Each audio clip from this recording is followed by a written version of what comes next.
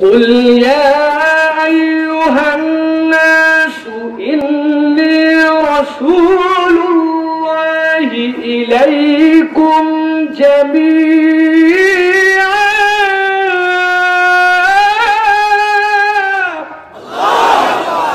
হে রাসূল আপনি দুনিয়ার মানুষের কাছে জানান, দুনিয়ার সব মানুষের কাছে এই বক্তব্যটা পরিষ্কার করে দেন।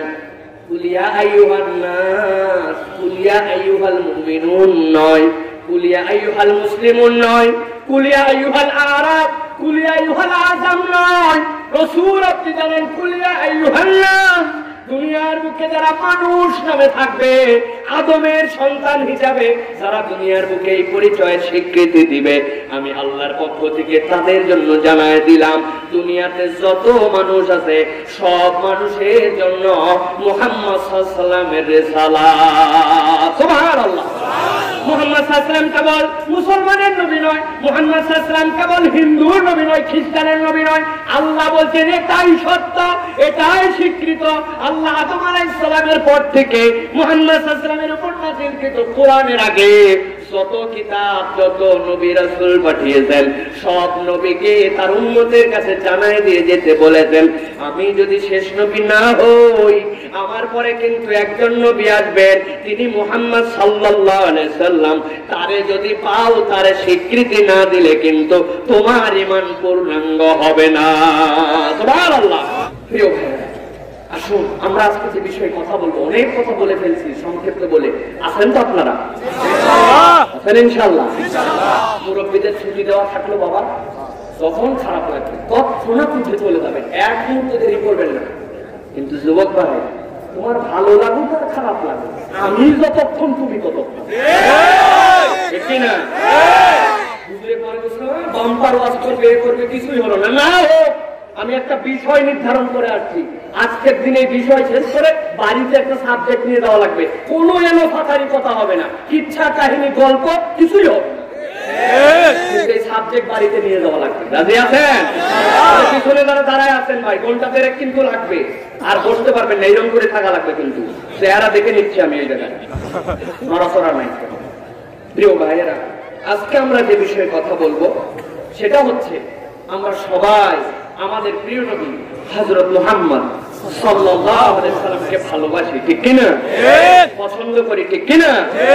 কিন্তু রাসূলুল্লাহ সাল্লাল্লাহু আলাইহি সাল্লামকে বিশ্বাস করা মৌলিক কতগুলো আরকান আছে, রাসূলকে বিশ্বাস করার কতগুলো ভিত্তি আছে। আল্লাহ রাসূল সাল্লাল্লাহু আলাইহি সাল্লাম বলেছেন, বুনিয়াল ইসলামু আলা খামসিন, ইসলামের বেনা, ইসলামের ভিত্তি হচ্ছে 5টা। জানেন আপনারা? জানেন আপনারা? এটা ভূমিকা 2 মিনিট বুঝেন, আলোচনায় প্রবেশ করব। বেনা কাকে বলে ভাই? ভিত্তি কাকে বলে? বেনা বা ভিত্তি বোঝার জন্য বলি, এই যে স্টেজ দেখতে পাচ্ছেন, এখানে একটা খুঁটি, এইখানে একটা খুঁটি, এই মধ্যে একটা, পেছনে 2টা, এই যে খুঁটির উপরে স্টেজ দাঁড়ায় আছে, এখন সামনের 2 খুঁটি যদি কাটে যায়, স্টেজ থাকবে? সামনের দিকে হেলে যাবে, ঠিক কিনা ভাই?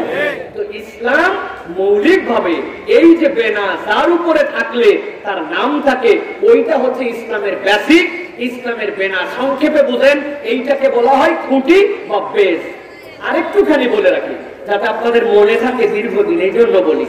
একটা ছেলে স্কুলে ভর্তি করে দিয়ে আসছে গত বছরে, 2019 সালের 1 জানুয়ারি।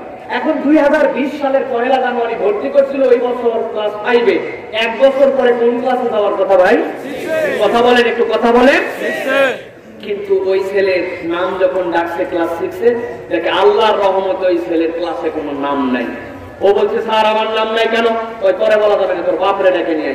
বাপ আসছে যে, স্যার আমার ছেলেটার নাম নাই কেন?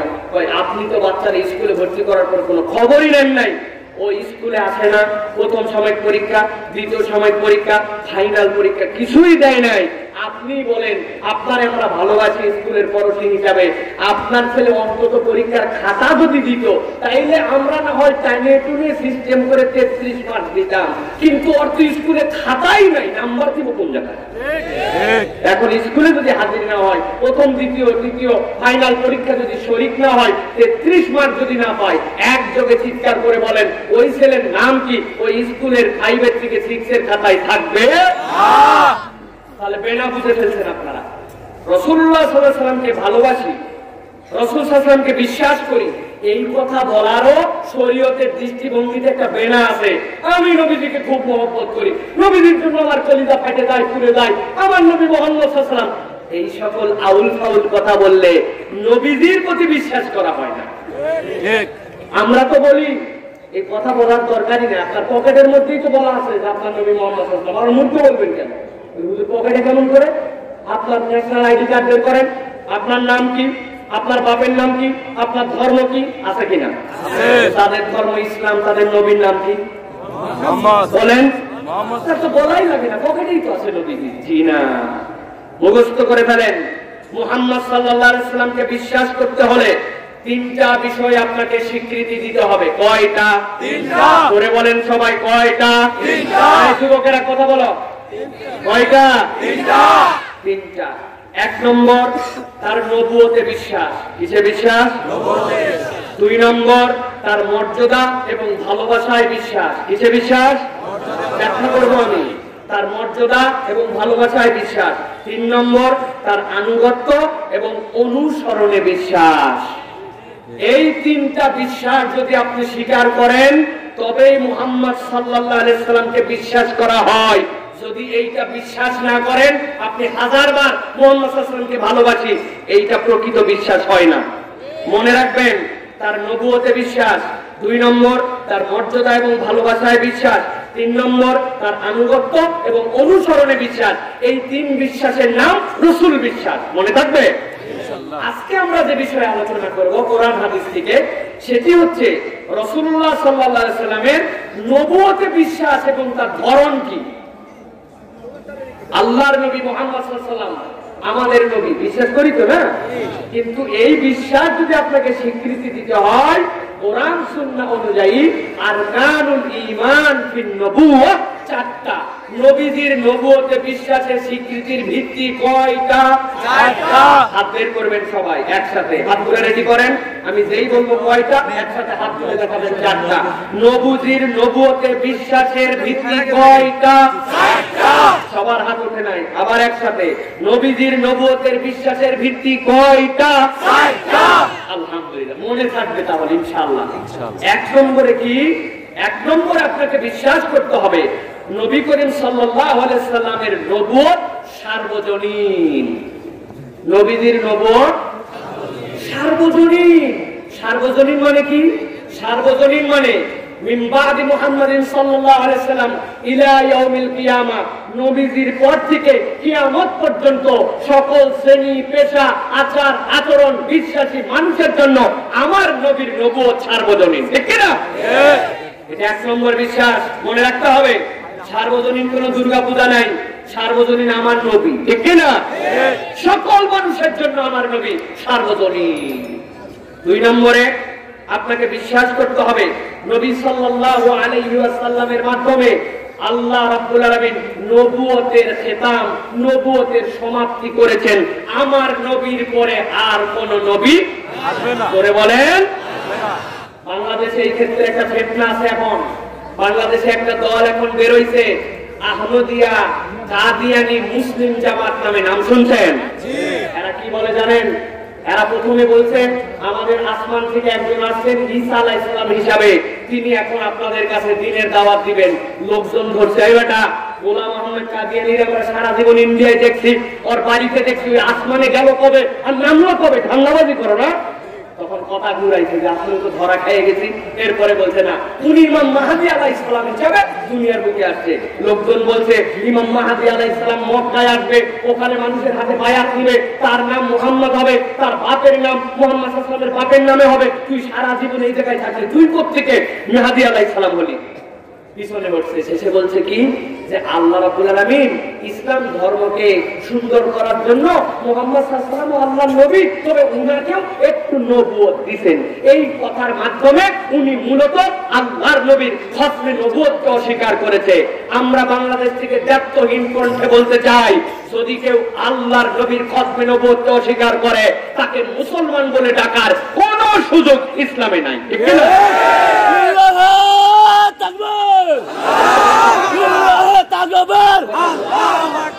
প্রিয় ভাইয়েরা, ভালো করে একটা জিনিস জেনে রাখবেন, এটা ইমানের বিষয়। আমাদের দেশে অনেকে বলে কাদিয়ানীরা যদি আমাদের সমাজে থাকে কি সমস্যা? আমরা বলি কাদিয়ানীরা থাকলে তো কোনো সমস্যা নাই। বাংলাদেশে হিন্দু আছে, বৌদ্ধ আছে, খ্রিস্টান আছে, বাংলাদেশে নানান ধর্মাবলম্বী মানুষ আছে, আমাদের কোনো আপত্তি নাই। এরকমই কাদিয়ানীরাও বাংলাদেশে থাকবে। তবে যদি বাংলাদেশে থাকতে হয় তাহলে তাদেরকে একটা পরিচয় দিয়ে থাকতে হবে। হিন্দুরা হিন্দুদের পরিচয়, খ্রিস্টানরা খ্রিস্টানদের পরিচয়, ইহুদিরা ইহুদিদের পরিচয়। মুহাম্মদ সাল্লাল্লাহু আলাইহি ওয়াসাল্লামকে শেষ নবী না মানলে তোমাদেরকেও মুসলমান পরিচয় নয়, কাফের পরিচয় থাকতে হবে, ঠিক না? সারা এই দাবির সাথে একমত। আমরা আশা করব আমরা এই দাবিকে সর্বোচ্চ লেভেলে যে পৌঁছায় দিয়ে আমরা এই দাবি করতে পারি। বাংলাদেশের যারা রাষ্ট্রপতি আছেন মুসলমান, প্রধানমন্ত্রী আছেন মুসলমান, বিরোধী দলের নেত্রী আছেন মুসলমান, আপনি যে দলের হন, যে পার্টির হন, এতে কিচ্ছু যায় আসে না। আপনার ইমানের বিশ্বাসের ভিত্তিকে মজবুত রাখতে হলে আপনাকে রাষ্ট্রীয়ভাবে কাদিয়ানীদেরকে কাফের মুশরিক ঘোষণা করতে হবে, ঠিক না? তাহলে মুহাম্মদ সাল্লাল্লাহু আলাইহি ওয়াসাল্লামের পরে কোন নবী নাই, বিশ্বাসে ঠিক রাখতে হবে, ঠিক তো? 3 নম্বরে ভালো করে আলোচনার মধ্যে ঢুকবো, খেয়াল করে নেন। 3 নম্বরে রাসূলুল্লাহ সাল্লাল্লাহু আলাইহি ওয়াসাল্লাম তার নবুয়তের যাবতীয় দায়িত্ব পরিপূর্ণভাবে আদায় করেছেন, এইটা আপনাকে স্বীকার করতে হবে। ঠিক বলেন না? বুঝে ঠিক বলেন। রাসূলুল্লাহ সাল্লাল্লাহু আলাইহি ওয়াসাল্লাম নবুয়তের দায়িত্ব পরিপূর্ণভাবে আদায় করেছেন। আপনার মাথায় ধরুক না ধরুক, আপনার বিবেকে কাজ করুক বা না করুক, আপনার চেতনায় সেটা আসুক না আসুক, সমাজে বাস্তবায়িত থাক বা না থাক, আপনাকে স্বীকার করতে হবে আমার নবী নবুয়তের দায়িত্ব পূর্ণাঙ্গভাবে পালন করে গেছেন, ঠিক না? একটা উদাহরণ দেই, মনে রাখেন। গত কিছুদিন আগে বাংলাদেশে একটা স্বাস্থ্য মন্ত্রণালয় থেকে প্রজ্ঞাপন জারি করেছিলেন। কি বলেছিলেন? যে বাংলাদেশে উনার দপ্তরে কেউ যদি পুরুষ মুসলমান হয়, বালেগ হয়, তাকে টাকমুখ করে কাপড় পরে আসতে হবে, মেয়ে হলে তাকে হিজাব করে আসতে হবে। শুনছেন আপনারা ভাই? শুনছেন আপনারা? আমাদের বক্তব্য হচ্ছে এটা উনার বাপের কোম্পানি না, উনার দাদার ফ্যাক্টরি না, উনার নিজের কোন প্রতিষ্ঠান, এটা একটা স্বায়ত্তশাসিত প্রতিষ্ঠান। গভর্নমেন্টের কিছু নিয়ম নীতি আচার আচরণ বিধিবিধান আছে, ওইটা উনি ওখানে অ্যাপ্লাই করতে পারেন কি পারেন না, এ নিয়ে ডিবেট হওয়ার, বিতর্ক হওয়ার যথেষ্ট কারণ আছে। কিন্তু উনি যে বক্তব্যটা দিচ্ছেন, এই বক্তব্য নিয়ে কোনো কথা বলার কারো সুযোগ নেই, ঠিক কিনা? এখন আপনি যদি এই কথা বলেন, আল্লাহর নবী বলে গেলেন মা আসফালা মিনাল কাবাইনি যারি ফিন্নার, তুমি যদি পুরুষ হও তোমাকে টাকনুর নিচে কাপড় পরতে হবে না, কাপড় উপরে পরতে হবে। তুমি যদি মহিলা মুসলমান হও তোমাকে হিজাব করে অপর পুরুষের সামনে তোমাকে আসতে হবে, এটা আমার নবীর নির্দেশ।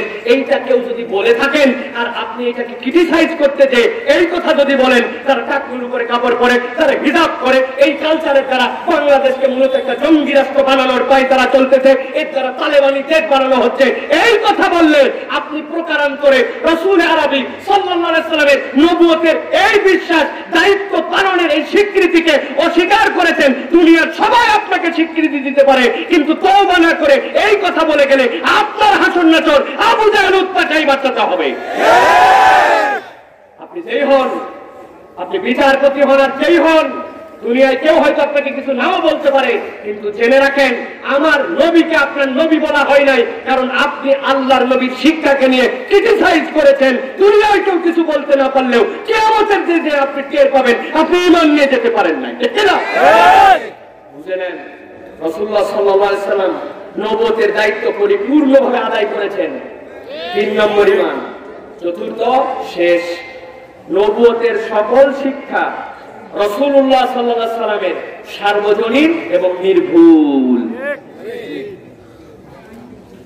রাসূলের নবুয়তের সকল শিক্ষা সার্বজনীন এবং নির্ভুল। আমার নবী যেটা বলে গেছেন, আমার নবী যেটা দেখাই দিয়ে গেছেন, মুহাম্মদ সাল্লাল্লাহু আলাইহি ওয়াসাল্লামকে ভালোবাসি, নবিয়ানা মুহাম্মদ সাল্লাল্লাহু আলাইহি ওয়াসাল্লাম, হযরত মুহাম্মদ সাল্লাল্লাহু আলাইহি ওয়াসাল্লাম আমার নবী, আর আপনি নবীজি যে শিক্ষা দিয়ে গেছে ওইটাকে আপনি ভুল ধরেন, ওইটার ব্যাপারে আপনি মন্তব্য করেন, ওইটা নিয়ে আপনি আপত্তি করেন। 1400 বছর আগে চলতো, এখন কি চলে নাকি? নবীজির সমাজে ছিল, এখন মনে হয় এটা কার্যকর হওয়া সম্ভব নয়, এই সকল কথা বলবেন। আবার বলবেন আমার নবী মুহাম্মদ সাল্লাল্লাহু আলাইহি ওয়াসাল্লাম। আপনার বিশ্বাস হয় নাই, আপনাকে স্বীকার করতে হবে নবুয়তের সকল শিক্ষা সন্দেহাতীত, নির্ভুল। আমার মাথায় ধরলেও ঠিক, না ধরলেও ঠিক, আমার সমাজে বাস্তবায়িত হলেও ঠিক, না হলেও ঠিক, আমার দেশে কেউ মানলেও ঠিক, না মানলেও ঠিক, আমি নবীর উম্মত হিসাবে স্বীকৃতি দিলাম। এর নাম হচ্ছে ঈমান বিল রিসালাহ। ঠিক না? আমার আল্লাহ রাব্বুল আলামিন এই চারটা শিক্ষার ব্যাপারে কুরআনুল কারীমের মধ্যে ঈমানদারদের ঈমানকে বিশুদ্ধ করার জন্য চারখানা আলাদা আয়াতে কারিমা দিয়েছেন। যে আয়াতে কারিমাগুলোর ব্যাখ্যা যদি আমরা দেখি, যে আয়াতে কারিমা শিক্ষাগুলি যদি আমরা দেখি, তাইলে আমাদের ঈমানটাকে আমরা এই ক্ষেত্রে মজবুত করতে পারবো।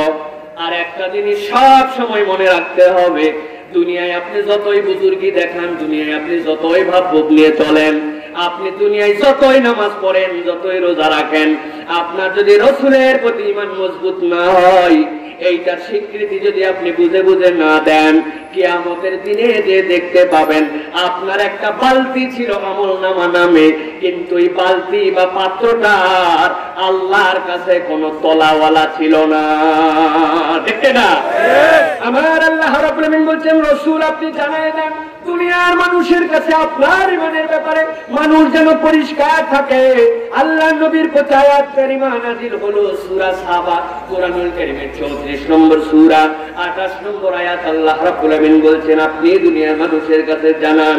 আল্লাহ নবী জানালেন, ওয়া মা আরসালনাকা ইল্লা কাফাতাল লিন-নাসি বাশীরান ওয়া নাযীরা। হে রাসূল আপনি দুনিয়ার মানুষের কাছে যে জানান, দুনিয়ার মানুষকে বলেন, ওয়া মা আরসালনাকা, হে রাসূল আপনাকে আমি দুনিয়ার বুকে প্রেরণ করি নাই, দুনিয়ার বুকে পাঠাই নাই। বলেন তো একসাথে জিজ্ঞাসার উত্তর দিই, আপনার আমার নবী দুনিয়াতে এসেছেন নাকি আসেন নাই? এসেছেন আমার নবী, কিন্তু আল্লাহ বলছেন ওয়া মা আরসালনাকা, নবী আপনাকে প্রেরণ করা হয় নাই। আল্লাহ এরপরে ইস্তিসনা করতেছেন ইল্লা দিয়ে। আল্লাহ বলছেন, হ্যাঁ রাসূল আপনাকে পাঠানো হয়েছে। কি জন্য পাঠানো হয়েছে? কাফাতাল লিন-নাসি বাশীরান ওয়া নাযীরা। দুনিয়াতে যত মানুষ আসবে কিয়ামত পর্যন্ত, যত দুনিয়ার বুকে মানুষ নামে প্রাণীকে আমি আল্লাহ পাঠাবো, সব মানুষগুলোর জন্য আপনাকে পরিপূর্ণ রূপে খোঁজখবরি এবং সতর্ককারী হিসেবে পাঠানো হয়েছে। আমার নবীর ব্যাপারে আল্লাহ রাব্বুল আলামিন এখানে বললেন, বাশীরান ওয়া নাযীরা। হে রাসূল আপনাকে আমি আগে আল্লাহ বললাম বাশীর, আপনি যারা দুনিয়াতে যত নবী পাঠিয়েছি, যত রাসূল প্রেরণ করেছি, সব নবীর ব্যাপারে আল্লাহ রাব্বুল আলামিন আগে বলেছেন নাযীর। সূরা নূহ আপনি খোলেন, খোলার পরে দেখবেন আল্লাহ কি বলছেন। আল্লাহ বলছেন, ইন্না আরসালনা নূহান ইলা কওমিহি, আমি নূহকে তার কওমের কাছে পাঠাইছি। কেন পাঠাইছি? আন আনজির কওমাক, তুমি তোমার কওমকে যেন সতর্ক করতে পারো, তুমি তোমার কওমকে যেন ভয় দেখাতে পারো।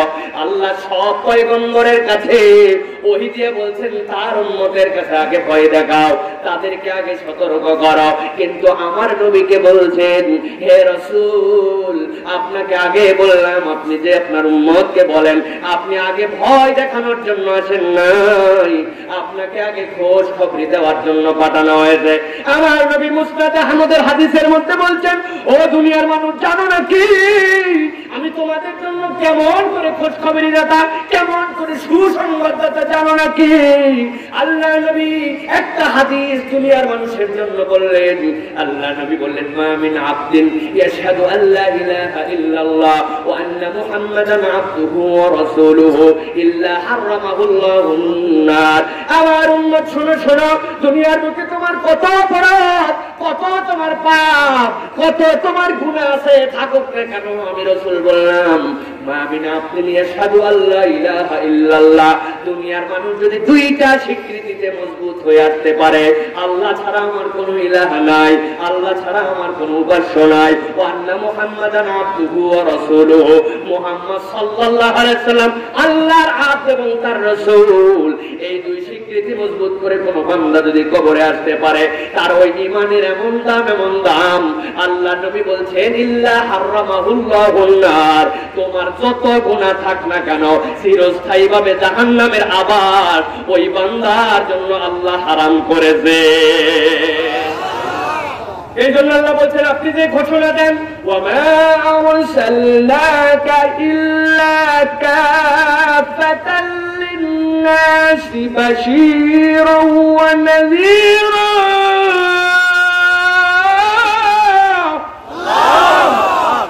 ও দুনিয়ার মানুষ, আমি রাসূল তো সেই রাসূল, কেবলমাত্র কোন একটা সমাজ, কোন একটা গোষ্ঠী, কোন একটা কাল নয়। আমি মুহাম্মদ সাল্লাল্লাহু আলাইহি ওয়াসাল্লামের পর থেকে কিয়ামতের আগ পর্যন্ত যত কাল, যত যুগ, যত গোত্র, যত মানুষ, সকল মানুষের জন্য আমি মুহাম্মদ সাল্লাল্লাহু আলাইহি ওয়াসাল্লাম এই আনন্দের ঘোষণাটা নিয়ে এসেছি। সুবহানাল্লাহ। এই জন্য প্রিয় ভাইরা, ঈমানের বেজ হচ্ছে আমার আপনার জন্য দুইটা। আল্লাহর সাথে শরীক করা যাবে না, যাবে নাকি? আর মুহাম্মদ সাল্লাল্লাহু আলাইহি ওয়াসাল্লামের সাথেও ঈমান বিল রিসালাতে এই স্বীকৃতিতে কোনো ভুল করা যাবে না, ঠিক কি না? কিন্তু আমরা দেখতে পাই আমাদের সমাজে এই দুইটা ক্ষেত্রে আমাদের অনেকের ঈমান নাই। এমন আকাম, এমন কথা, এমন আচরণ আমাদের সমাজের লোকেরা করে ফেলে, ওই ব্যক্তির নামাজি, ওই ব্যক্তি হাজি, ওই ব্যক্তি টুপিওয়ালা, কিন্তু খবর নিয়ে দেখা যায় ওই ব্যক্তির ঈমান নাই। ভাই আছে না? কিছু না হতে দৌড় লাগাইছে, কোথায় গেছে সুলেমান শাহ? আছে কিনা? সুলেমান শাহ হিন্দু কয়টার, মুসলমান কয়টা? কি জন্য গেছিস? আমার মেয়েটার অনেকদিন অসুখ, আমার ছেলেটার চাকরি হচ্ছে না। আরে সুলেমান বাবাকে চাকরি দেয় নাকি? আরে না হুজুর, সুলেমান থেকে চাকরি দিবে, সুলেমান থেকে অসুখ ভালো করবে। গেছিস কেন? গেছি হুজুর এই জন্য, কারণ বাবা সুলেমান ইবাদত করতে করতে করতে করতে আল্লাহ তেমন ওলি হয়েছে, উনার দেওয়ার ক্ষমতা নাই। তবে বাবা সুলেমানের কাছে সিল্লি দিলে সুলেমান বাবা খুশি হয়, শাহজালাল বাবা খুশি হয়, আজমির বাবা খুশি হয়। খুশি হলে আল্লাহকে বলে দেয়, আল্লাহ দেয়, কিন্তু সুলেমান আর গাউসুল আজমের মাধ্যম দিয়ে দেয়। এরকম ইমানদার আমাদের সমাজে আছে কিনা? ভালো করে জেনে রাখেন, এই ঈমান নিয়ে সাথে নামাজ, কালাম, রোজা যদি নিয়ে যান, আপনার হাসর নাসর আর আবু জেহেলের হাসর নাসর একসাথে হবে। ঈমান এই জন্য মজবুত করেন, ইবাদতের মধ্যে আল্লাহ এবং তার বান্দার মধ্যে কোনো তাআব্বুদিয়া নাই, কোনো ওসিলা নাই। আল্লাহ আর বান্দা ডাইরেক্ট, এর মধ্যে কিছু মাধ্যম বানাইছেন মানে আপনি মরছেন।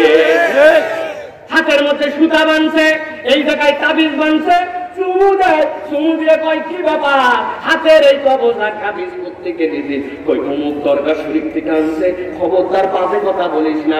এইটা বাঁধার পর থেকে বাবা আমার নজরে রাখছে। বাবা তোমার তাবিজ আর তোমার সুতা তোমার নজরে রাখে, বাবা কবরে যায় কার নজরে আছে তার ঠিক নাই, আর বাবার মাজারে সুতা তোমার নজরে রাখে। এই ঈমান নিয়ে আমরা ঘুরতেছি, আছে না ভাই? ঈশ্বর দিটু পাবনা লোকাল সার্ভিস দরজার সামনে দেখলাম বাবা বগদাদি শাহ রহমতুল্লাহ আলাইহি, সামনের কাছের মধ্যে লেখা হযরত বাবা দেওয়ান শাহ মকবুলি। আমি বললাম কি রে ভাই, এই আল্লাহর ওলির নামই তো কোনোদিন শুনি নাই, আল্লাহ ভরসার উপর দিয়ে আবার এই নাম লেখা কেন? এই যে ছোট ছোট টমটমি বাস আছে না ভাই, এইগুলা মাথাগুলা দিয়ে যায়, এখন না গাড়িতে ঘুরি, আগে তো এইগুলো বাসও আমি গেছি। ওই হুজুর বেয়াদবি করলেন, আশ্চর্য কথা, জিজ্ঞাসা করছেন বেয়াদবি করবো কি জন্য, ঘটনাটা কি? ওই হুজুর রাস্তাঘাটের যে অবস্থা, বাসও দেখতেছেন হরমরা, কোথায় ড্রাইভার সব এলোমেলো, বাধায় দিয়ে দেয়, অ্যাক্সিডেন্ট করে আমাদেরকে আমসালা বিপদে ফেলে। এই জন্য আল্লাহর নামের সাথে সাথে বড় দুইজন ওলিয়া উলিয়ার নাম দিয়েছি, যাতে উনাদের নামের বরকতে গাড়ি যতই উল্টা পাল্টা চলুক, রাস্তার অবস্থা যাই হোক, বাসটা যেন অ্যাক্সিডেন্ট না করে। আছে আছে ভাই, জানেন না কারণ, কিন্তু নাম দেখছেন আপনারা বাসে, দেখছেন না ভাই? এই ঈমান যদি কেউ রাখে, উনারা আল্লাহর ওলি, আমরা স্বীকার করি না, ওলিয়া ওলিয়ার সাথে আমরা বেয়াদবি করি না। যারা এইরকম দাওয়াত নিয়ে বাংলাদেশে এসেছিলেন, তাদের দেওয়া দাওয়াতের বদৌলতে আজকে আমার আপনার বাপ 7 পুরুষ 8 পুরুষ পিছনে গেলে তাদের নামের আগে শ্রী দেখতে পাবেন, দলিলগুলা খুঁজে দেখেন হিন্দু থাকতে পারে। ওনারা মুসলমান করেছেন, ওনাদের হাতে দাওয়াত নিয়েছে। যেই মানুষগুলো এক সময় আমাদেরকে ঈমান দিয়েছে, এখন আমাদের বাঙালি ঈমান না বুঝার কারণে ওই মানুষগুলার কারণে ঈমান হারা হচ্ছে, ঠিক না? এই জন্য প্রিয় ভাইয়েরা, প্রথম আয়াতে কারিমার আলোকে আল্লাহ রাব্বুল আলামিন যে স্বীকৃতি দিতে দিলেন, আপনার আমার নবী সার্বজনীন নবী, সকল যুগের জন্য নবী, সব মানুষের জন্য নবী। এই ঈমান আমাদেরকে মজবুত করতে হবে, ঠিক না? এবার আসেন 2 নম্বর আয়াতের মধ্যে 2 নম্বর বিশ্বাসের কথা আল্লাহ বলছেন। আল্লাহ বলছেন, রাসূল আপনি জানান, কুল ইয়া আইয়ুহান নাসু ইন্নী রাসূলুল্লাহ,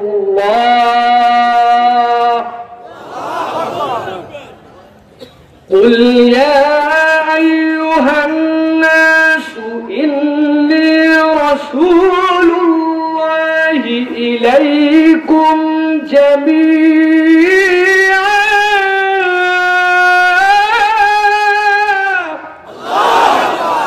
হে রাসূল, আপনি দুনিয়ার মানুষের কাছে জানান, দুনিয়ার সব মানুষের কাছে এই বক্তব্যটা পরিষ্কার করে দেন।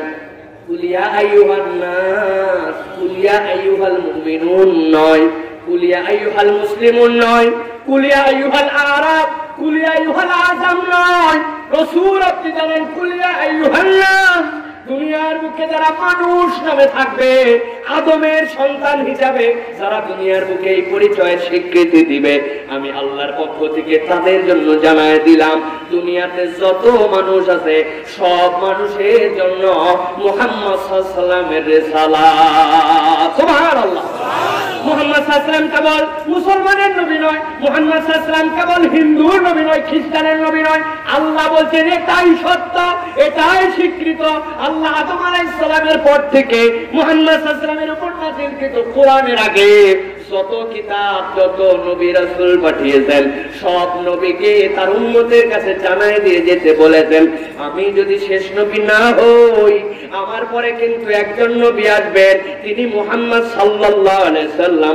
তারে যদি পাও, তারে স্বীকৃতি না দিলে কিন্তু তোমার ঈমান পূর্ণাঙ্গ হবে না। সুবহানাল্লাহ।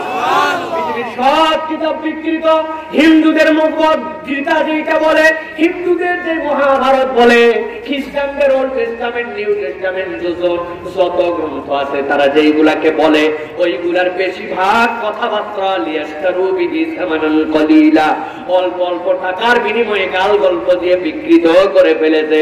কিন্তু আল্লাহ আশ্চর্যজনক ভাবে পৃথিবীতে নাম কাওয়াজতেও যত ধর্মগ্রন্থ আছে, সব ধর্মগ্রন্থে মুহাম্মদ সাল্লাল্লাহু আলাইহি ওয়াসাল্লামের নামকে টিকায় রেখেছে।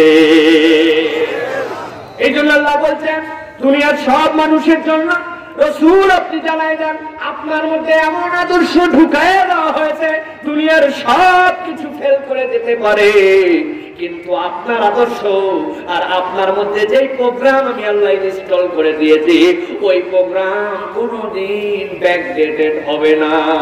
সুবহানাল্লাহ। একজন মুরব্বীর আপনি বুঝাচ্ছেন, চাচা আপনার ছেলে বিদেশে থাকে, আপনি একটা ইমো ইনস্টল করে নেন, ইমো যদি না থাকে হোয়াটসঅ্যাপ নেন, হোয়াটসঅ্যাপ না থাকলে ফাইবার নেন। বন্ধুকে বলতেছে, তোর মোবাইলের মধ্যে বড় বড় ফাইল ঢুকাচ্ছিস, ওইগুলার ছোট করে রাখলেই তো জায়গা কম খায়, তুই একটা কনভার্টার নামা, ওই কনভার্টারের মধ্যে দিবি, এইভাবে এই ভিডিও তখন ছোট হয়ে যাবে।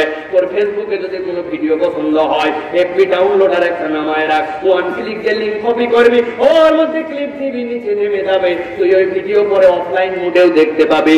নানান কিছু না ইতিহাস ভূগোল সব বোঝানোর পরে উনি বলতেছে, দেখ তো আমার এই সেটে হবে নাকি, হাতে নিয়ে দেখে বাটনওয়ালা হবে তো।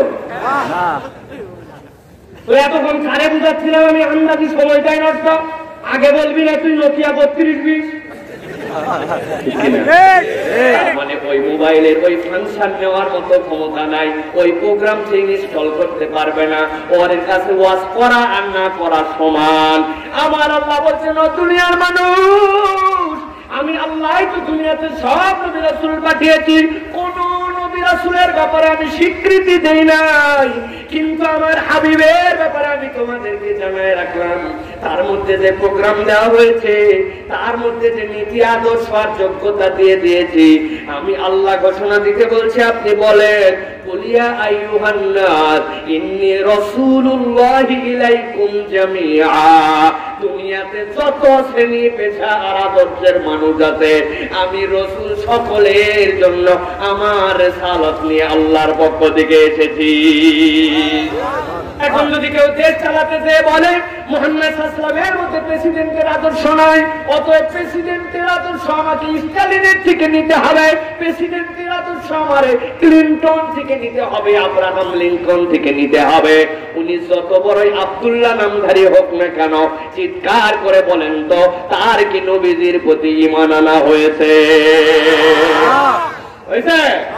কোন বিচারক যদি বলে আমি ন্যায় বিচারক হতে চাই, তার মতো সিনহা সাহেবের মতো হতে চাই, অমুক সাহেবের মতো হতে চাই, তমুক সাহেবের মতো হতে চাই, মুহাম্মদ সাল্লাল্লাহু আলাইহি ওয়াসাল্লাম ওই সময় যে বিচার করছেন, এখনকার এই ক্রিটিক্যাল বিচার হয়ে মুহাম্মদ সাল্লাল্লাহু আলাইহি ওয়াসাল্লামের আদর্শ চলে না।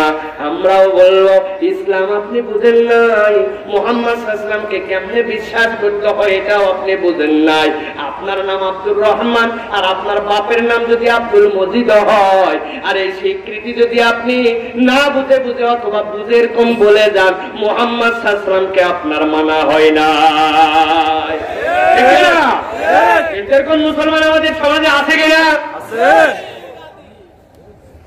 প্রিয় মুসলমান, তাহলে দুইটা স্বীকৃতি আমরা বুঝলাম। এবার চলেন 3 নম্বর স্বীকৃতির ব্যাপারে আল্লাহ কি বলছেন। এই আয়াতে কারিমাটা বুঝাতে আপনাদের কাছে আরো 10-15 মিনিট লাগবে। আছেন তো আপনারা? সবাই আছেন? কারা কারা চলে যাবেন হাত তুলে দেখান।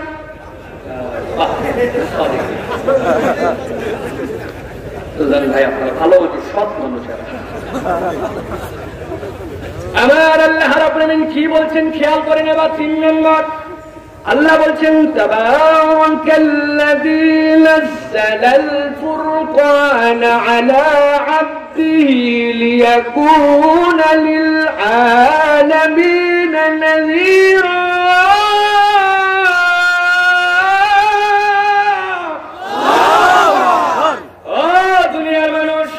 আমি আল্লাহর পক্ষ থেকে এমন একটা ঘোষণা, এমন একটা বর্ণনা, এমন একটা ডিক্লারেশন তোমাদের জন্য যাচ্ছে। এই আয়াতটা একটু ঠান্ডা মাথায় বুঝতে হবে। আগের 2টা আয়াতের মতো একটু স্বাভাবিক কথার মধ্যে নয়। আল্লাহ কি বলছেন? আল্লাহ বলছেন তাবারাকাল্লাযী নাযালাল ফুরকান। তাবারাক মানে হচ্ছে পবিত্রতা, আল্লাযী ওই রবের যিনি আল্লাহ। একটু বুঝেন কিনা দেখি, আপনাদের কাছে জিজ্ঞাসা করি, এই যে তাবারাকাল্লাযী এই কথাটা কে বলেছে? আল্লাহ। করে বলেন আল্লাহ। তাবারাকাল্লাযী পবিত্রতা কার ব্যাপারে বলেছেন? আল্লাহ। বলছে কে? আল্লাহ। কার ব্যাপারে? আল্লাহ। কেমন কথা দেখেন তো, আশ্চর্য তো। নিজের পবিত্রতা নিজেই আল্লাহ ঘোষণা করছেন। ব্যাপারটাকে মুফাসসিরদের ভাষ্য মতে, পৃথিবীর যত মুফাসসির তারা বলছেন যে কোন আয়াতে কারিমায় মনোযোগ দেন, যে কোন আয়াতে কারিমার মধ্যে আল্লাহ রাব্বুল আলামিন যদি সুবহানাল্লাযী তাবারাকাল্লাযী এই পরিভাষা ব্যবহার করেন, দুনিয়ার মানুষ বুঝে নাও। এরপরে আল্লাহ এমন একটা কথা বলবেন যেই কথাটা স্বাভাবিক কথা নয়, যেই কথাটা বড় বেশি আশ্চর্যজনক কথা। সুবহানাল্লাহ। উদাহরণ দেই, আপনাদের কাছে পরিষ্কার হবে, খেয়াল করেন।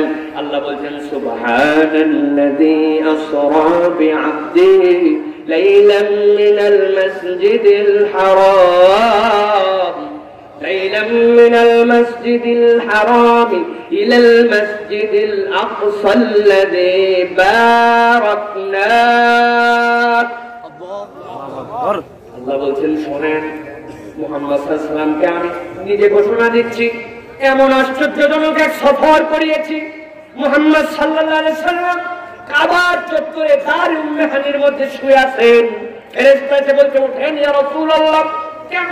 বলে কাবার চত্বরের পাশে চলেন। আল্লাহ নবীকে কাবার চত্বরের পাশে নিয়ে গেছে, জান্নাত থেকে পেয়ালা নিয়ে আসছে, আল্লাহ নবীকে শোয়ায় দিয়েছে, বুকটাকে একদম ওপেন হার্ট করেছে, করার পর আল্লাহ নবীর সবগুলোকে চন্দন দিয়ে ধোয়া হয়েছে। এরপর আল্লাহ রাব্বুল আলামিন যে নিয়ামত দিয়েছেন সবগুলা দিয়ে আবার বক্ষকে ভিতরে ঢুকানো হয়েছে, এইটাকে আটকায় দেওয়া হয়েছে। দেওয়ার পরে বললেন এখন চলেন আপনার সফর শুরু হবে। কি সফর? এই মক্কা থেকে ওই বাইতুল মুকাদ্দাস পর্যন্ত আপনাকে যেতে হবে। আল্লাহ নবী মক্কা থেকে বাইতুল মুকাদ্দাস এই সফরের ডিউরেশনটা জানতেন। একটা খুব জোরে ঘোড়া যদি দৌড়ায়, খুব তাগড়া ঘোড়া, ওইটাতে করে গেলে কমসে কম 6 দিন আর 7 রাত লাগে। কিন্তু আল্লাহ নবীকে যেই না বললেন ওঠেন, ওঠার পরে বললেন একটা ধাপ ফেল, একটা ধাপ ফেলা মাত্র মক্কা থেকে আল্লাহ বাইতুল মুকাদ্দাসে পৌঁছায় দিছে।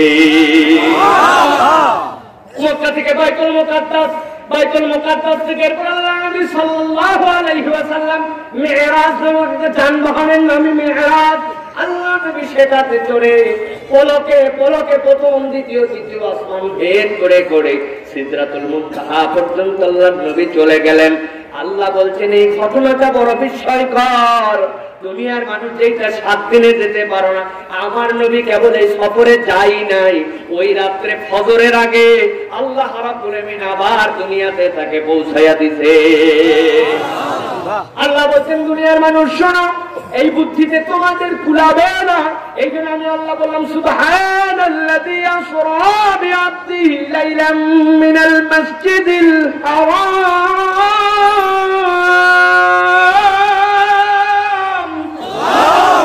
আমি আল্লাহ রাব্বুল আলামিন মসজিদুল হারাম থেকে সফর করিয়েছি। পবিত্রতা যিনি করাইছেন তিনি নিজেরটা ঘোষণা দিচ্ছেন, আমি আল্লাহ আমার নিজের পবিত্রতা ঘোষণা করলাম। তার মানে সুবহানাল্লাহ যে বলার পরে যে ঘটনা, ওইটা স্বাভাবিক নয়, ওইটা বড় অস্বাভাবিক ঘটনা, ঠিক না? তাহলে বুঝতে পারছেন তো যে এই আয়াতগুলো যেখানে আসে পরের ঘটনাটা অস্বাভাবিক। ক্লিয়ার? এবার দেখেন তো এই আয়াতে কারিমার মধ্যে আমরা যাই, কি অস্বাভাবিক কথা আল্লাহ বলছেন। আল্লাহ বলছেন তাবারাকাল্লাযী নাযালাল ফুরকানা আলা আবদিহি লিয়াকুনা লিল আলামিন নাযীরা। দুনিয়ার মানুষ খেয়াল করো, পবিত্রতা ঘোষণা করছি আমি নিজেই নিজের রবের। কি জন্য পবিত্রতা ঘোষণা করলাম? আল্লাহ বলছেন নাযালাল ফুরকান, ওই রবের প্রশংসা এই জন্য যিনি আল্লাহ রাব্বুল আলামিন এই ফুরকান তথা কোরআনকে অবতীর্ণ করেছেন। তার মানে বোঝা যায় এই কোরআন অবতীর্ণ হওয়াটা কোনো স্বাভাবিক ঘটনা নয়, ঠিক কি না? আল্লাহ বলছেন কেন স্বাভাবিক ঘটনা নয়? আল্লাহ তার কারণ নিজেই বলছেন লিয়াকুনা লিল আলামিন নাযীরা, দুনিয়ার মানুষের জন্য সতর্ককারী করে এই কোরআনকে প্রেরণ করেছি। তবে কার উপর অবতীর্ণ করেছি দুনিয়ার মানুষ জানবে কি? আল্লাহ বলছেন আলা আবদিহি, আল্লাহ তার গোলাম মুহাম্মদ সাল্লাল্লাহু আলাইহি ওয়াসাল্লামের প্রতি অবতীর্ণ করেছে। সুবহানাল্লাহ। এই আয়াতে কারিমার ব্যাখ্যার মধ্যে মুফাসসিররা বলছেন মুহাম্মদ সাল্লাল্লাহু আলাইহি ওয়াসাল্লামের উপর অবতীর্ণ হওয়াটা কেমন বিস্ময়কর ব্যাপার, কেন এটা বিস্ময়কর? তারা বলতেছেন আল্লাহ রাব্বুল আলামিন নিজেই ব্যাখ্যা করেছেন। অন্য আয়াতে কারিমার মধ্যে আল্লাহ বলেছেন, আল্লাহ কি বলছেন? লাউ আনজালনা হাযাল কুরআন আলা জাবালিন লারাআইতাহু খাশিআন মুতাসাদ্দিআন। জেনে রাখো, এই কোরআনকে যদি আমি কোন একটা পাহাড়ের উপর অবতীর্ণ করতাম, দেখতে পেতে তোমরা ওই পাহাড় এই কোরআনের ভার সহ্য করতে পারতো না। সুবহানাল্লাহ। পাহাড় কেন ভার সহ্য করতে পারতো না? পাহাড় তো এত বড়। আধুনিক বিজ্ঞানীরা ব্যাখ্যা করেছেন আল্লাহ রাব্বুল আলামিন কেন পাহাড়ের কথা বলেছেন। আল্লাহ রাব্বুল আলামিন কোরআনে অন্য আয়াতের মধ্যে বলেছেন, ও দুনিয়ার মানুষ জানো নাকি ওয়াল জিবালা আওতাদা, আমি দুনিয়ার মানুষ যেই পাহাড় তুমি দেখতে পাও, পৃথিবীর সর্বোচ্চ পাহাড় আমরা দেখতে পাই হিমালয়ের সর্বোচ্চ শৃঙ্গ, নাম শুনেছেন না আপনারা? কত উঁচু পাহাড়। আল্লাহ বলছেন দুনিয়ার মানুষ তুমি তো সেই দিন আবিষ্কার করলে, কিন্তু আমি আল্লাহ জানালাম দুনিয়ায় যত পাহাড় আছে ওই পাহাড়গুলা উপর দিকে যতখানি উঁচু, ওই পাহাড়গুলাকে জমিনের পেরেক করে আমি আল্লাহ জমিনের ভিতরেও ততখানি গেড়ে রেখেছি। সুবহানাল্লাহ। হিমালয় যত উঁচু, আপনার মাটির নিচে ততখানি গাড়া, ওই অহুদ যতখানি উপরে মাটির নিচেও ততখানি গেড়ে রেখেছেন আল্লাহ। আল্লাহ বলছেন ওই হিমালয় এত মজবুত করে পেরেক করে মাটির নিচে গেড়ে রাখার পরেও আমি আল্লাহ যদি এই কোরআনের একটা আয়াতে কারিমা ওই হিমালয়ের উপর অবতীর্ণ করতাম, আমি আল্লাহ হিমালয়ের স্রষ্টা, আমি জানি হিমালয় সহ্য করতে পারত না, সে থরথর করে কাঁপতে কাঁপতে ধ্বংস হয়ে যেত। সেই আপনারা বলছেন জানো নাকি সেই কোরআন কার উপরে দিলাম? আল্লাহ বলছেন সেই কোরআন দিলাম আলা আব্দিহি মুহাম্মদ সাল্লাল্লাহু আলাইহি ওয়াসাল্লামের উপরে।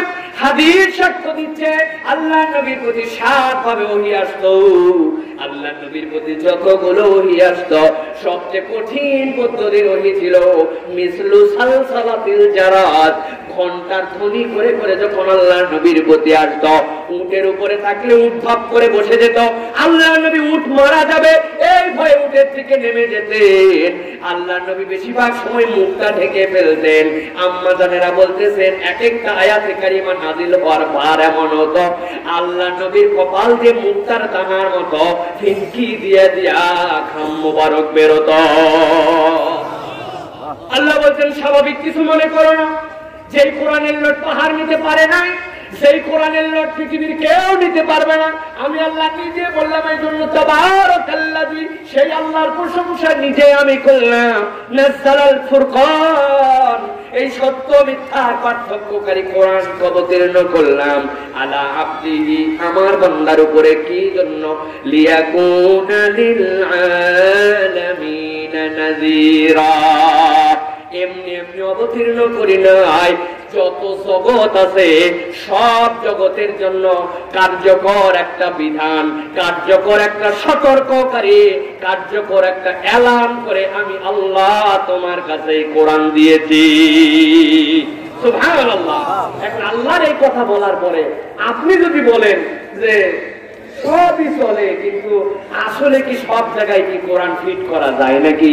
আর যারা এই কথা বলে সব জায়গায় আমরা কোরআন চাই, তারা তো অমুক দল তমুক দলের দালাল।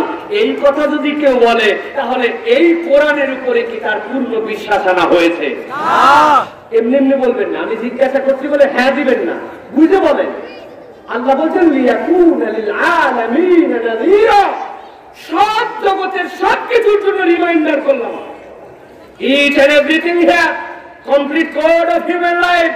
Islam not a name of religion. হিন্দুদের নাম রিলিজিয়ান, খালি ধর্ম। খ্রিস্টানদের নাম ধর্ম। অমুক অমুক তারিখে কালী পূজা করা লাগে, সরস্বতী করা লাগে, দশমী করা লাগে, অমুক সময় ঘন্টা বাজানো লাগে, অমুক সময় এইটা করা লাগে। এই উপাসনা নম নম হরে কৃষ্ণ হরে রাম এইটুক বললে হিন্দুদের রিলিজিয়ান শেষ। খ্রিস্টানদেরটা 25শে ডিসেম্বর করা লাগে, বাকি বছরে খবর না রাখলেও চলে। বিয়ের সময় চার্চে যাওয়া লাগে, বাকি কোনো খবর না নিলেও চলে। That's name is religion, but Islam complete code of human life. ইসলাম হচ্ছে মানব আচরণের নাম। একটা মানুষ জীবনের শুরু থেকে শেষ, জীবনের উপর থেকে নিচ, জীবনের প্রতিটা পর্যায়ে কেমনে চলবে, কি বলবে, কেমনে তার জীবন চলাবে, পরিবার চলাবে, অর্থনীতি চলাবে, সমাজ চলাবে, ওয়াজ চলাবে, মাহফিল চলাবে, কোরআন হাদিসের আলোচনা চলাবে, জিকির চলাবে, গাড়ি চলাবে, কুলিগিরি করবে, প্রেসিডেন্টগিরি করবে, সব নীতি যেই ধর্মে আছে তার নাম ইসলাম। ঠিক না? সুতরাং প্রিয় ভাইরা, যারা এই ধরনের কথা এখন বাংলাদেশে বলেন, যারা এই কোরআনের দাওয়াত নিয়ে এখন ময়দানে ময়দানে যান, আমরা এখন দেখতে পাই এক শ্রেণীর উগ্র এবং ইসলাম বিদ্বেষীরা এখন নানান ছুতা দিয়ে আলেম ওলামাকে আক্রমণ করা শুরু করেছে। ঠিক না? খুব সতর্ক হতে হবে। আমরা বাংলাদেশে লাস্ট কিছুদিনে দেখেছি, যদি কোনো একটা ঘটনা হতো তাহলে ভিন্ন কথা।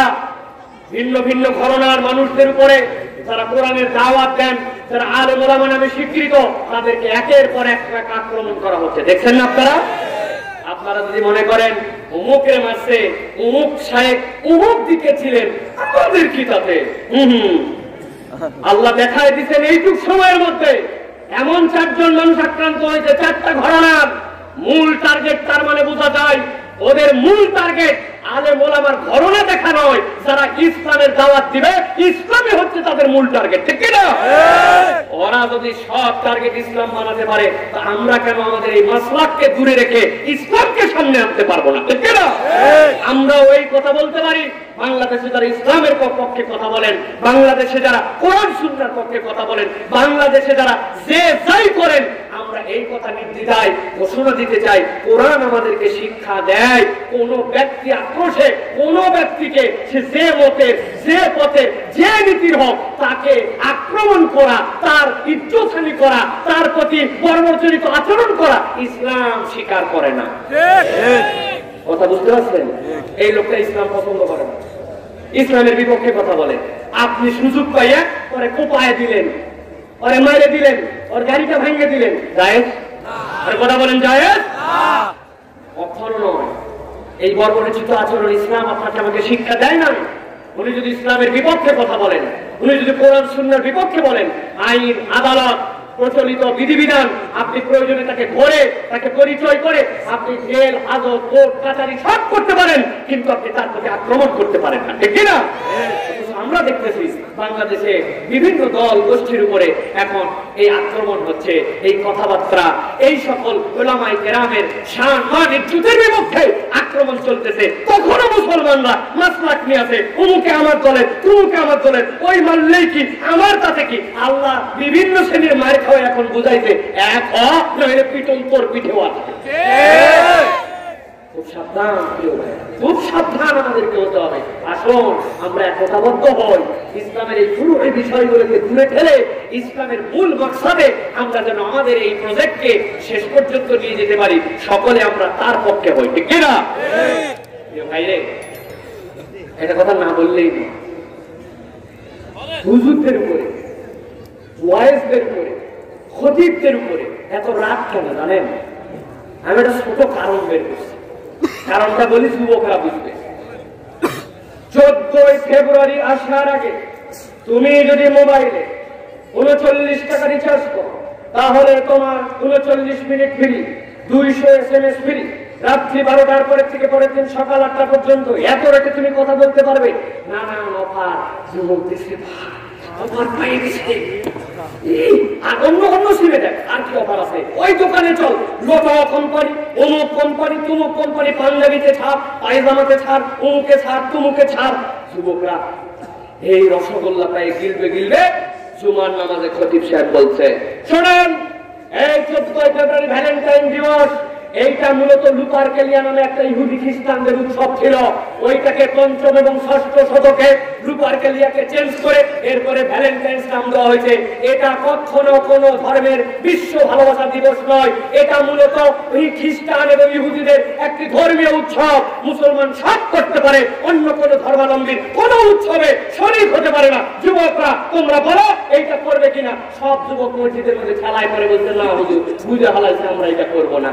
ওরা অফার দিয়েছিল আগের দিন, এরাও কিনবে চিন্তা করছিল, সব অফার শেষ।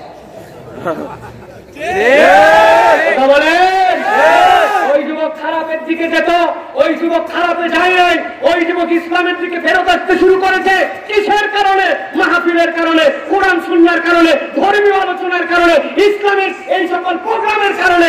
ইসলাম বিদ্বেষীরা দেখছে এদেরকে তাদের দলে নেওয়া যাচ্ছে না, ওই জন্য টার্গেট করছে মসজিদ, মাদ্রাসা, ধর্মীয় জলসা, মাহফিল, তাফসীর, ঠিক কিনা? আমাদেরকে একত্রিত হতে হবে, তাহলে ওর বিপক্ষে আমরাও এক, আমরা ঠিক কিনা? কোন একজন আলেম ওলামার গায়ে যদি আঘাত আসে, আচরণ আসে, বাংলার মুসলমান কোন দল কোন মত দেখার সময় নাই।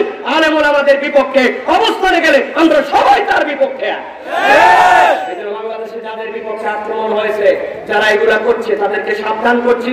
এবং সরকারের যারা ইন্টেলিজেন্সের লোক আছে, আমি জানি এখানে এসপি আছে, এখানে ডিবি আছে, প্রশাসনের লোক আছে, আমরা যেখানে যাই ওনাদের কাছে আগে খবর আছে, ঢাকার থেকেই ফোন করছে, আপনি আওতা পারা না, কোন সমস্যা নাই ইনশাআল্লাহ। তো এই জন্য আমরা তাদের কাছেও বলবো, আপনারা এদেরকে ধরে জাতির সামনে তাদের চরিত্র চেহারা প্রকাশ করে দিতে হবে, ঠিক না? আল্লাহ রাব্বুল আলামিন আমাদেরকে বুঝতে করেন, আল্লাহুম্মা আমিন। আমিন। 3টা আয়াত গেছে, এবার 4 নম্বর আয়াত বলবো। আছেন আপনারা? আমার আল্লাহ রাব্বুল আলামিন বলছেন,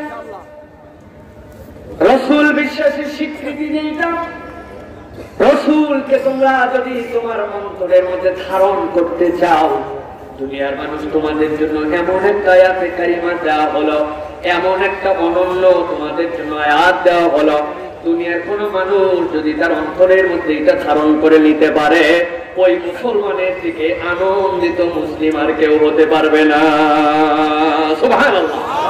আমার আল্লাহ রাব্বুল আলামিন সূরা আম্বিয়ার মধ্যে বলছেন, রাসূল আপনি দুনিয়ার মানুষের কাছে ফাইনাল স্বীকৃতিটা জানিয়ে দেন, সব মানুষের কাছে এই বক্তব্যটা পরিষ্কার করে দেন। আল্লাহ নবীর প্রতি আয়াতে কারিমা নাযিল হলো, এইখানে যারা আছেন একজন মানুষও নাই এই আয়াতে কারিমা জানে না, কিন্তু আয়াতে কারিমার মধ্যে যে কি তথ্য আছে এটা বলার জন্য আপনাদের কাছে বলি। দেখেন তো আয়াতটা আপনারা শুনেছেন কিনা। আল্লাহ বলছেন, ওয়া মা আরসালনাকা ইল্লা রাহমাতাল লিল আলামিন। সুবহানাল্লাহ। আমার আল্লাহ বলছেন, ওয়া মা আরসালনাকা ইল্লা রাহমাতাল লিল আলামিন।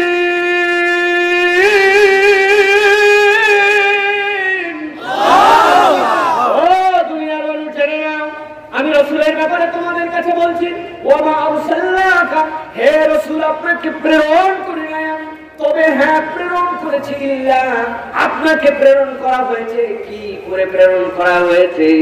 রাহমাতাল লিল আলামিন, দুনিয়ায় যত জগৎ আছে সব জগতের জন্য রহমত করে প্রেরণ করা হয়েছে। সুবহানাল্লাহ। কেমন করে তিনি আমাদের জন্য রাহমাতাল লিল আলামিন? আলমের ব্যাখ্যাই জানি না, এই জন্য অন্তরের মধ্যে কোনো প্রভাবই নাই আয়াতে। আলম কাকে বলে? আলমের ব্যাখ্যা কি? আমার আল্লাহ কোরআনের একদম শুরুতে আপনি কোরআন খুলেছেন, আল্লাহ নবীর আয়াতে কারিমা আল্লাহ রাব্বুল আলামিন 21 নম্বর সূরা আনামের 207 নম্বর আয়াতের মধ্যে বলেছেন, কিন্তু তার আগে আল্লাহ আলমের ব্যাখ্যা দিচ্ছেন। আপনি কোরআন মাত্র খুলেছেন, খোলার সাথে সাথে আপনি পড়তে শুরু করেছেন, আলহামদুলিল্লাহি রাব্বিল আলামিন। যারা পড়েন পারেন একসাথে পড়েন, আলহামদুলিল্লাহি রাব্বিল আলামিন। অর্থ কি খেয়াল করেন তো? কবির মনোযোগে বুঝেন। আলহামদু সকল প্রশংসা, প্রশংসা কারে বলে, হাম কাকে বলে ওইটাও বুঝি না। হামদের ব্যাখ্যা বলবো, শুনবেন? শোনেন, হামদের ব্যাখ্যার মধ্যে মজার কথা আছে। আল্লাহর নাম হচ্ছে হামিদ। কি বলেন? হামিদ। হামিদ কারে বলে? হামিদ হচ্ছেন সেই রব, যেই রবের প্রশংসা করলেও তিনি প্রশংসিত, দুনিয়ার কেউ প্রশংসা না করলেও তিনি প্রশংসিত। কি সুন্দর মোটর সাইকেল না, আরে কি করছেন আপনি? আপনি একটা প্রশংসা করছেন, জিনিসটা ভালো, মোটর সাইকেলটা চলে গেল, এতে মোটর সাইকেলের প্রতি আপনার কি যোগ্যতা নাই, ও চালায় চলে গেছে, উল্টা কিছু আপনাদের ধোঁয়ার হাওয়া আর বালু দিয়ে গেছে, কিন্তু জিনিসটা ভালো জন্য বলছেন, হা হা হা কি সুন্দর মোটর সাইকেল, কিন্তু তার প্রতি কোনো কৃতজ্ঞতা নাই। হঠাৎ করে আপনার বাপ একদিন আপনার এসে বলছে, ধর এত দূরের স্কুলে যাক, এই সাইকেলটা আমি তোর জন্য কিনে আনছি। ওর বাপের দেওয়ার সামর্থ্য ছিল ওইটুকুই। ওই ছেলে ওই সাইকেল পাওয়ার পরে হতবাক হয়ে গেছে, মুখ দিয়ে আর কোনো কথাই বলতে পারে না, খুশিতে তার বুক গদগদ। ছোট্ট বোন একটা বাহিরে খেলতেছিল, মাটি নিয়ে খেলাধুলা করে, আব্বা সাইকেল কিনে এসে দেখে দৌড়ায় আসছে। আসার পরে কথা নয় বার্তা নয়, ভাইয়ের সাইকেল নতুন চকচকা মাঠগাটের উপরে হাত দিয়ে বলছে, ভাই এটা তোর সাইকেল।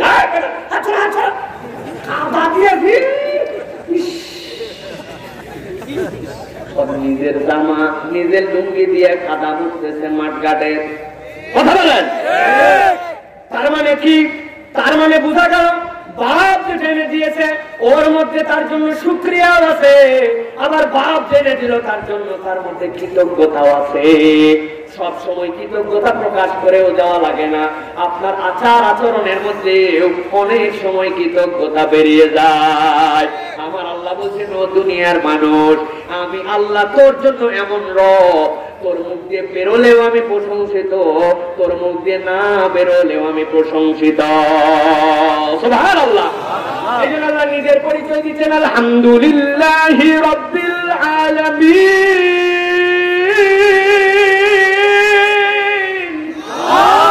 ও দুনিয়ার মানুষ, জানিস নাকি আমি কেমন রব? আমি তো জন্য এমন রব, যিনি প্রতিপালক। প্রতিপালক কাকে বলে? প্রতিপালক তো সবসময় শুনি প্রতিপালক যিনি কাউকে বেলা নদীর কোন রকম উপমা ছাড়া তৈরি করতে পারেন, তারে বড় করতে পারেন, পরিণত তারে করতে পারেন। সে যেখানেই থাক তার হাজতকে আল্লাহর কোন কষ্ট ছাড়া পূরণ করে দিতে পারে। আল্লাহ এবার বলছেন উনি কোন পর্যন্ত রব।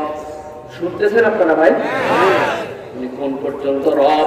আল্লাহ বলছেন আল আলামিন। আমি কিন্তু সূরা ফাতিহা তাফসীর করছি না, ভালো করে খেয়াল করে।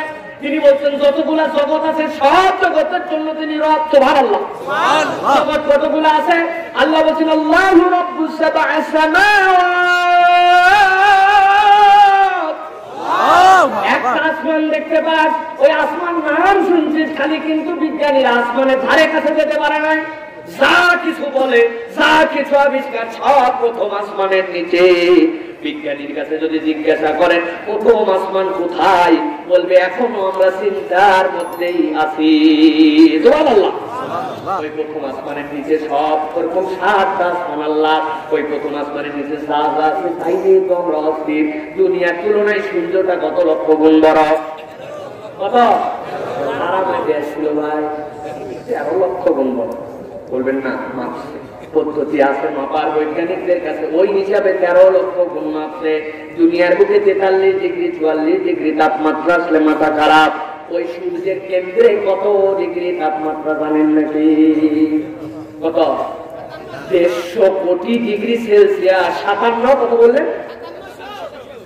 5700 ডিগ্রি সেলসিয়াস। মাথা ঠিক আছে? বুঝেন নাই তো না? কি পরিমাণ গরম, কি পরিমাণ তাপ, কি পরিমাণ উত্তাপ। আমি বিজ্ঞানের তত্ত্ব আপনাদের কাছে দিচ্ছি না, আমার চেয়ে ভালো জানেন। আলমের ব্যাখ্যা বোঝানোর জন্য বলছি। দুনিয়ার থেকে 13 লক্ষ গুণ গরম, 57,000 সেন্টিগ্রেড এই তাপমাত্রা। বিজ্ঞানী বলছে দুনিয়ায় তোমাদেরকে মাঝে মাঝে বাঙালিরা দু একটা ধাঁধা ধরে, ধাঁধার উত্তর ছোট বাচ্চারা খুব দিতে পারে। বলে এক থালা সুপারি গুনতে পারে কোন ব্যাপারী? কি ভাই কি এটা? বাচ্চা কাচ্চাও না। তার মানে তারাগুলা কত ছোট। বিজ্ঞানী বলছে দুনিয়ার মানুষ শোনো, দুনিয়ার তুলনায় 13 লক্ষ গুণ বড় সূর্য। এরকম 13,000 কোটি সূর্যকে যদি এক জায়গায় করা হয়, আর যে তারাগুলা নিচের থেকে মিট মিট মিট মিট করে জ্বলে, এক একটা তারা এত বড় এত বড় এত বড়। এইরকম 13,000 সূর্যকে যদি এক তারার মধ্যে ফেলে দেওয়া হয়, এক একটা তারা এত বড়, ওই তারা বুঝতেও পারবে না তার মধ্যে এতগুলা সূর্য এসেছে। সুবহানাল্লাহ। প্রথম আসমানের নিচে এইগুলা যা বলতেছে, প্রথম আসমানের নিচে বিজ্ঞানীরা বলতেছেন এইরকম করে কতগুলো জায়গা আছে আসমানের মধ্যে। তারাগুলা যেই তারা হাজার হাজার সূর্য খেয়ে ফেলতে পারে, ওই তারা এরকম করে চলতেছে নিজের কক্ষপথে। সেই তারাও করে এখন পুরোপুরি স্পেসের মধ্যে যাচ্ছে। ওই তারা তো চলতে শুরু করতে, চলতে চলতে চলতে সুন্দর করে যাচ্ছে। যেতে যেতে বিজ্ঞানীরা দেখতেছে কত দূর পর্যন্ত যায়। এত দীর্ঘ তারা হঠাৎ করে এরকম যে কোথাও যে হারায় যায়, তারা ওই জায়গার নাম দিয়েছে ব্ল্যাক হোল। ওই তারা যেটা একবার হারায়, ওইটাকে আর কোনোদিন বিজ্ঞানীরা খুঁজে পায় না। যেই তারা ওই প্রথম আসমানের নিচে এইরকম মহাজাগতিক জায়গায় হারায় যায়, আসমানে ওরকম ট্রিলিয়ন ট্রিলিয়ন তারা আছে। আমার আল্লাহ বলছেন আলহামদুলিল্লাহি রাব্বিল আলামিন। ও বান্দা, এইগুলো সব প্রথম আসমানের নিচে। কি তোরা জানতে পারছো? আমা উতিতু মিনাল ইলমি ইল্লা কলিলা। আমি করে অল্প একটু জ্ঞান দিছি, তাই যে আবিষ্কার করেছে। আর আমি আল্লাহ বললাম এরকম আলম সমূহ জগৎ সমূহ, এই সব জগতের জন্য আমি রব। সুবহানাল্লাহ। সেই আল্লাহ বলছেন আমি যতগুলো জগতের জন্য রব। আমি রাসূল, আপনি ঘোষণা দিয়ে দেন ওয়ামা আরসালনাকা ইল্লা রাহমাতাল লিল আলামিন।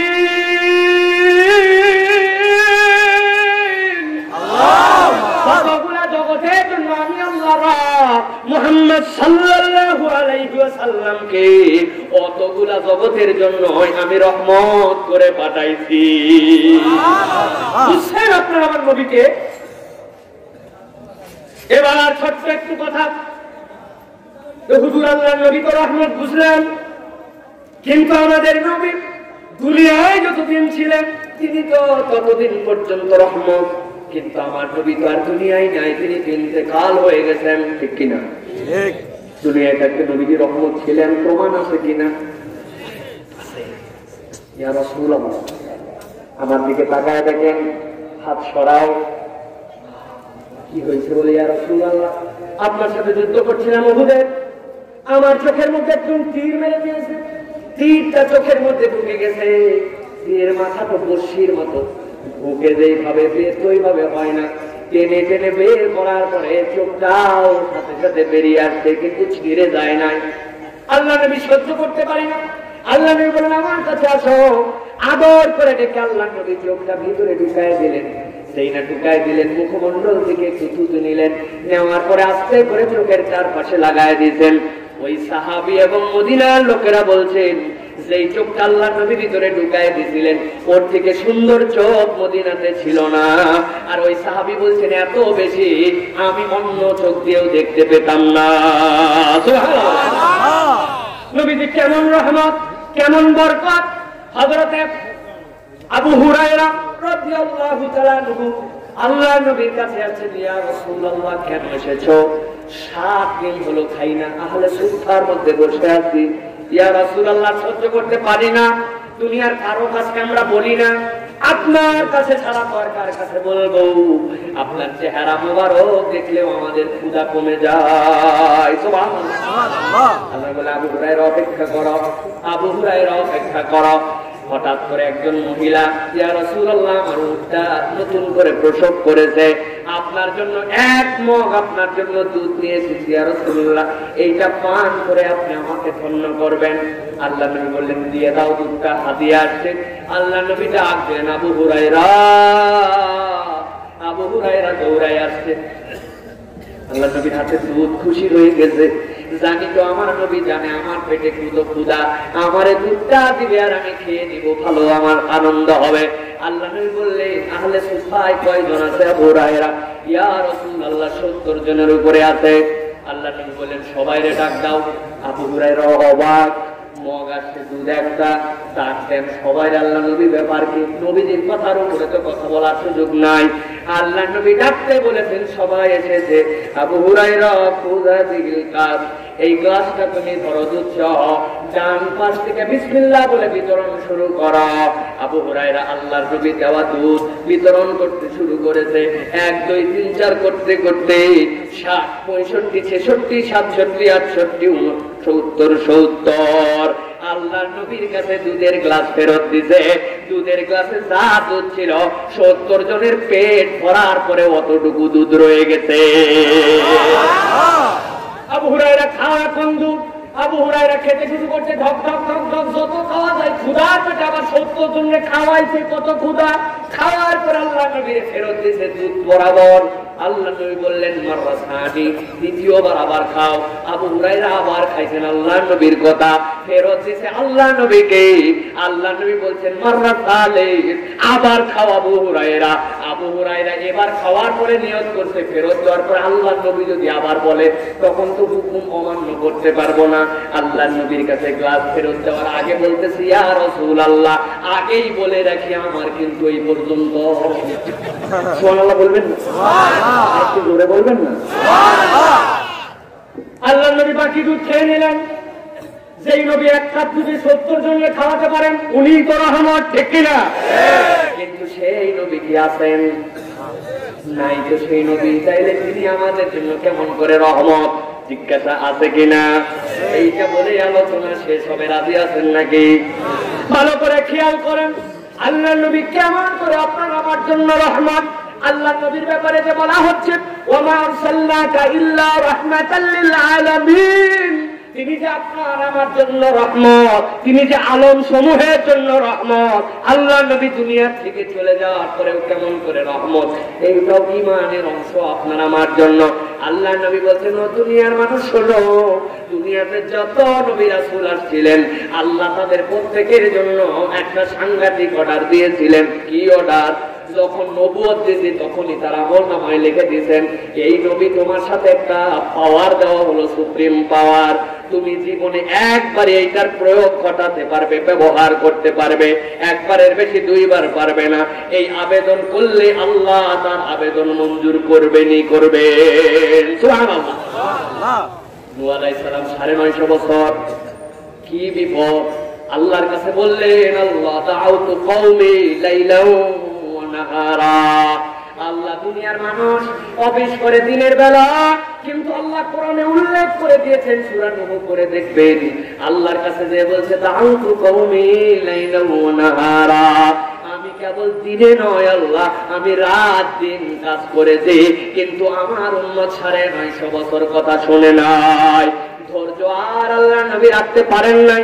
950 বছর পরে আল্লাহর কাছে বলেছেন আল্লাহ আর আমি সহ্য করতে পারলাম না, এই উম্মতকে দিয়ে আর হবে না, এদেরকে তুমি ধ্বংস করে দাও। তাও বলতে শেষ আল্লাহর কবুল করতে দেরি নাই। আল্লাহ ওই উম্মতের জন্য হুকুম দিয়ে দিলেন, উপর থেকে পানি, নিচ থেকে পানি, পানিতে পানিতে ডুবায়া আল্লাহ নূহ আলাইহিস সালামের উম্মতকে শেষ। ঠিক কি না? মুসা আলাইহিস সালাম নাম শুনেছেন আপনারা? উনি কি নরম নবী না গরম? গরম নবী। যেমন তেমন কাম নয়। আপনারা যদি ডাকবে এদিকে আছেন ভাই, আমার একটা থাপ্পড় দেন, আপনার গায়ের যত শক্তি আছে আপনি থাপ্পড় দিয়ে আমার কানতালি লাগাতে পারেন, আপনি আমার থাপ্পড় দিয়ে মারিচ দাঁত মরাতে পারেন, আপনি থাপ্পড় দিয়ে আমার বেহুশ বানাতে পারেন, কিন্তু থাপ্পড় দিয়ে মানুষ মেরে ফেলা অত সোজা না। মুসা আলাইহিস দিছে থাপ্পড় জায়গায় নাই, বুঝেন? তাহলে থাপ্পড় চালাবে রাইকে গেলে মুসা আলাইহিস সালামের পাগড়ি ভেদ করে চুল বের হয়ে যেত। মুসা আলাইহিস সালাম অনেক বিপদে পড়েছেন, কখনো দোয়া করেন না, কিন্তু একদিন আল্লাহর কাছে দোয়া করলেন ফেরাউনের কবল থেকে বাঁচার জন্য। পুরা কওমকে নিয়ে মুসা আলাইহিস সালাম রওনা হয়ে গেছেন। সেই না সাগরের পারে গেছেন, যাওয়ার পরে বলছেন আল্লাহ এতদিন পর্যন্ত বিচ্ছিন্ন বিচ্ছিন্ন ছিলাম, কিন্তু এখন তো সব মানুষ নিয়ে সাগরের পারে আসছি। ফেরাউন পিছন থেকে ধাওয়া দিছে, এতদিন বিচ্ছিন্ন আক্রমণের শিকার হয়ে টিকেছিলাম, এখন তো আমরা সাগরের পারে, ওরা পিছন থেকে এসে আমাদেরকে সমূলে শেষ করে দিবে। আয় আল্লাহ, আমার যে একটা রিজার্ভ দোয়া ছিল তোমার কাছে করলাম, আমার কওমকে এই বিপদ থেকে মুক্ত করে দাও।